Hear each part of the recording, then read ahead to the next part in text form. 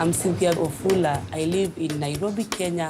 I'm a quality inspector in barn manufacture. At barn, we make charcoal stoves that save energy and reduce carbon. Barn stoves are good because they use little charcoal, doesn't have a lot of smoke, so the women find it easy also to light and they save energy and also money. Environment at barn is very friendly because we've got a lot of women working in the production line. We chat with men, we are free with them, they know their boundaries with us. For promotions, it doesn't matter whether male or female, it's all about hard work, dedication, and respect for your job. Recently, I've been promoted to sales.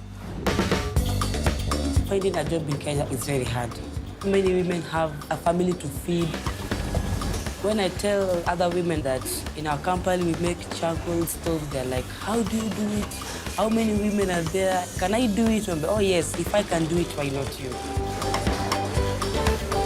It's a new product in Kenya. People love it, it saves money, and it's easy to use. In Kenya, as we say, what a man can do, a woman can do better.